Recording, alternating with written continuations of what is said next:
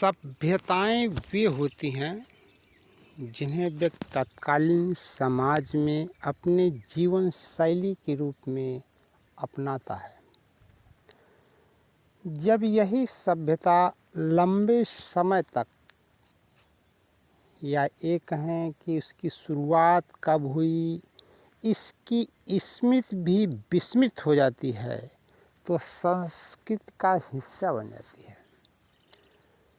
कोई भी संस्कृति जो लंबे समय से चली आ रही है, चाहे वह अच्छी हो या खराब हो, मानव समाज के लिए हितकारी हो या अहितकारी बन चुकी हो, उसको बंद करना या उसको किसी प्रकार का उसमें अवरोध उत्पन्न करना सामान्य मानव मस्तिष्क में एक विभ्रम या असहज की स्थिति को उत्पन्न करता है।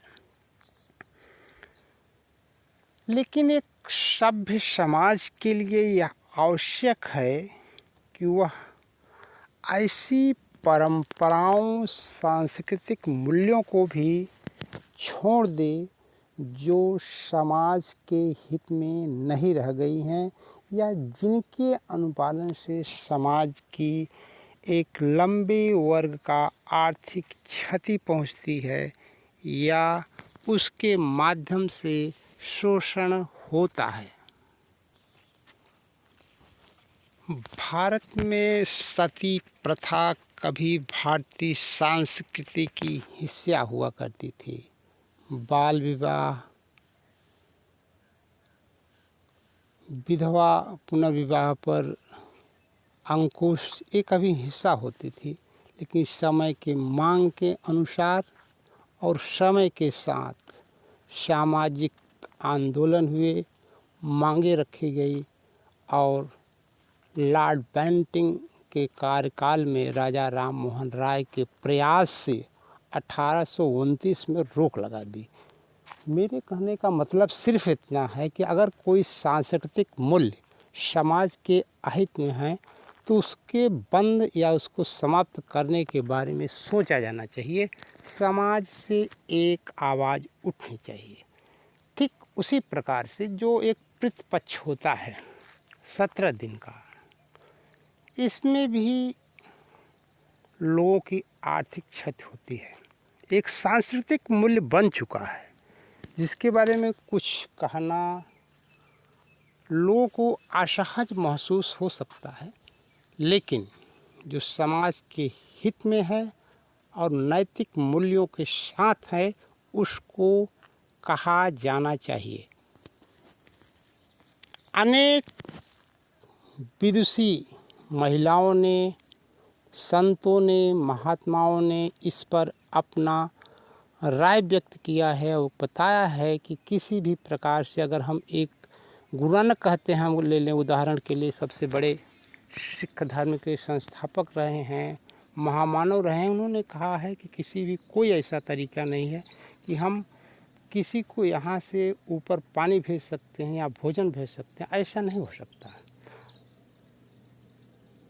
कबीर भी कहते हैं कि किसी भी कोई ऐसा मृतक व्यक्ति भोजन नहीं कर सकता।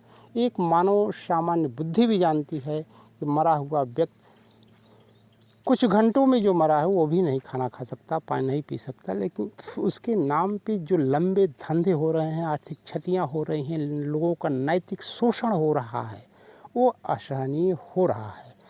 कुछ लोग लोकलाज के भय में, कुछ लोग फैशन के रूप में, कुछ लोग मानसिक विकलांगता की वजह से इस परंपराओं को ढोते जा रहे हैं। लेकिन वक्त आ गया है, इस पर विचार विमर्श होना चाहिए। ऐसी परंपराओं को रोकने के लिए सरकार को जब तक इसमें हिस्सेदारी नहीं होगी और उसका प्रचार प्रसार नहीं होगा, सामाजिक आंदोलन नहीं होंगे, तो रुक नहीं सकती। इसकी क्षतियाँ भी बहुत हैं। ऐसा नहीं है कि एक ऐसी परंपरा है जो चलती रहे, नुकसान नहीं है।